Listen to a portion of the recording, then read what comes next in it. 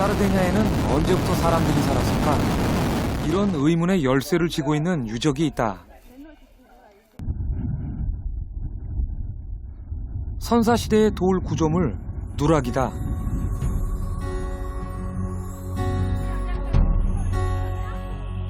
이 누락이는 약 30m 3층 구조로 만들어졌지만 현재는 9m 정도 복원되었다. 커다란 돌을 쌓은 것이 상당히 정교하다. Quindi un sistema che funzionava con l'acqua piovana. Quando pioveva, l'acqua affluiva nel cortile.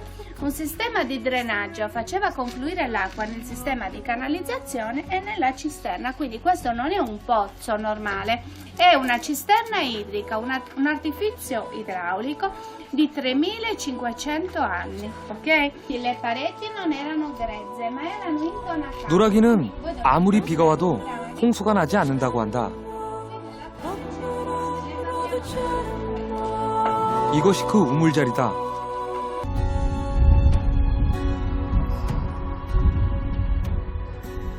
각각의 방들은 미로로 연결되어 있고 곳곳에 저장 시설도 갖추어져 있다.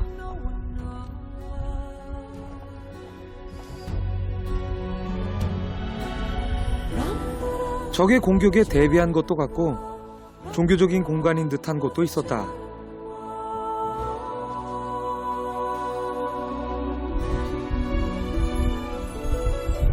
정상에서는 사방을 모두 전망할 수 있다.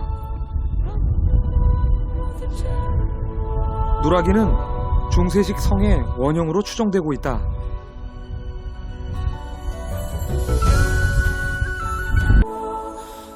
그러나 그 주인공들이 어디서 왔는지 또 어디로 사라졌는지는 아직 아무도 모르고 있다.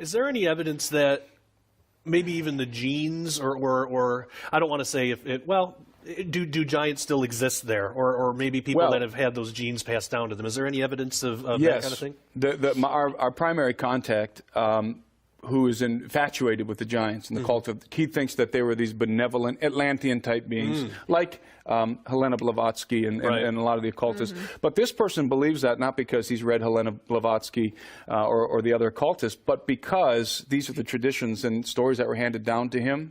You were descended from the giants. We are the descendants of the giants. There were once giants inhabiting this land. They had a great civilization, the whole Atlantis narrative. And so he actually... his father was over 7 feet tall. His grandfather was over 8 feet tall. Wow. And this was not abnormal among his people. Really? In fact, in the town he lives in, Pauliarbare, it's called, there were people born with 6 fingers, 6 toes, horns.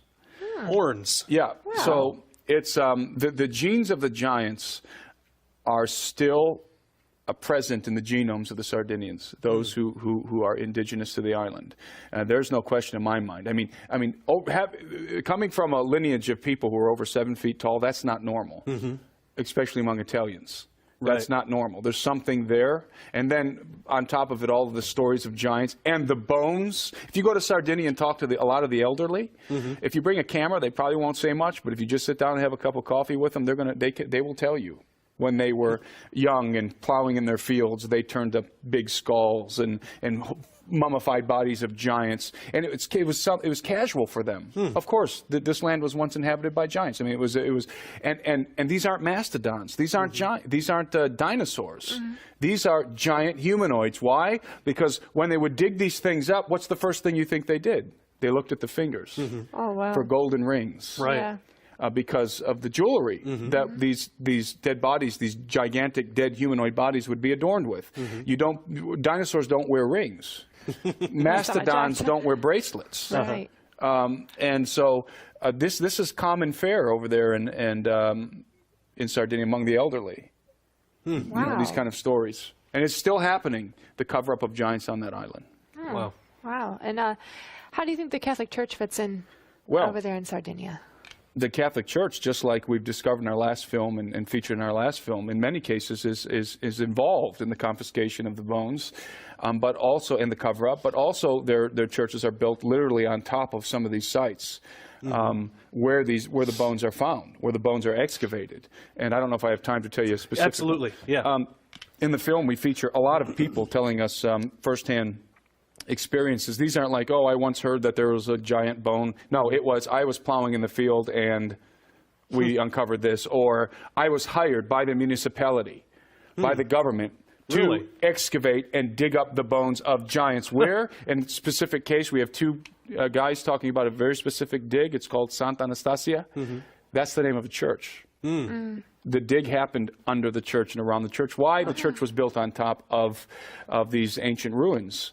These ancient Nuraghi ruins and the ruins of the tombs of the giants, which are, again, megalithic constructions. And these guys extracted from the soils around the church and from the ruins, they extracted multiple bodies of giants, from 9 to over 10.5 feet tall. And the front cover of our DVD, this is a scene from the film. There was during the course of the excavation at Santa Anastasia, they opened up a chamber that was sealed in the ruins.